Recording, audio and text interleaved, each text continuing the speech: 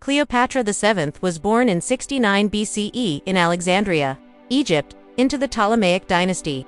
A line of Greek rulers descended from one of Alexander the Great's generals, Ptolemy I Soter. Though Greek by ancestry, Cleopatra was the first of her dynasty to embrace Egyptian culture and language. Portraying herself as a living goddess, Isis incarnate, her early life was steeped in palace intrigue, deadly rivalries, and brutal power struggles. After the death of her father, Ptolemy XII, Cleopatra co-ruled with her younger brother Ptolemy XIII, whom she later opposed. As political tensions rose, Cleopatra was exiled from the palace, marking the beginning of a bold and dramatic chapter in her life. The alliance and romance with Julius Caesar in 48 BCE.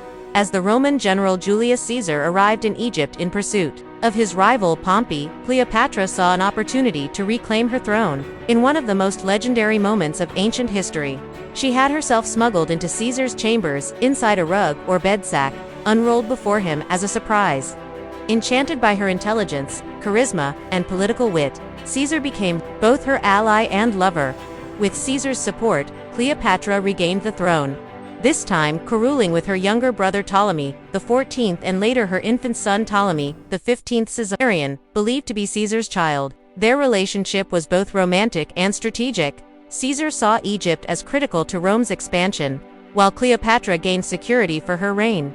She later traveled to Rome and lived in Caesar's villa, a move that scandalized Roman society, but their union was short-lived. In 44 BCE, Caesar was assassinated, leaving Cleopatra in a vulnerable position. She returned to Egypt, grieving but determined to safeguard her son and her throne. The passion and tragedy with Mark Antony. Cleopatra's next great alliance and love came with Mark Antony, one of Caesar's top generals. In 41 BCE, Antony summoned Cleopatra to Tarsus, seeking her support in Rome's civil war. She arrived in royal style, sailing up the Cydnus River on a golden barge dressed as the goddess Aphrodite. Antony, known for his romantic indulgence, was captivated. What followed was one of the most passionate and politically explosive romances in history. Antony followed Cleopatra back to Alexandria, and they became inseparable. He fathered 3 children with her, and their union became both a political alliance against Octavian, the future Emperor Augustus, and a deeply emotional partnership. Together, they lived a lavish life in Alexandria, forming what some Roman senators saw as a rival power to Rome. Antony gave Cleopatra territories and declared Caesarion as Caesar's rightful heir. These moves angered Rome, especially Octavian, who used the affair to paint Antony as disloyal and corrupted by a foreign queen. The fall of 2 legends. In 31 BCE, Octavian's forces defeated Antony and Cleopatra at the Battle of Actium, a devastating naval clash. Retreating to Egypt, the lovers prepared for their final stand. As Octavian's army closed in on Alexandria, Mark Antony, misinformed that Cleopatra had died, fell on his sword. Gravely wounded, he was taken to Cleopatra, where he died in her arms, a tragic ending to their epic love.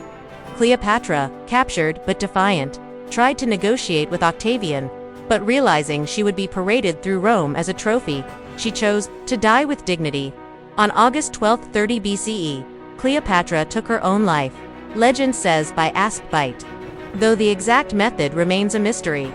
She was 39 years old when she had to live in the orphan house and met with her death there. Not just a dynasty, but the entire age of the pharaohs. Egypt became a Roman province, and her son Caesarion was executed soon after.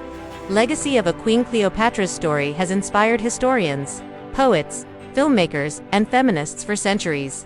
Her brilliance, beauty, political savvy, and tragic love stories have made her a timeless figure.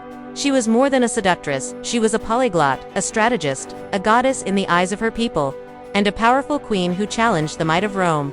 Cleopatra remains a symbol of feminine power, resilience, and complexity, a woman who ruled in a world of men, not as a puppet, but as a queen in her own right. What makes her poor woman is that she had to live in the orphan house in her old age when she was totally helpless and sick. Such type of a woman is remembered as a bad symbol in the history of human beings.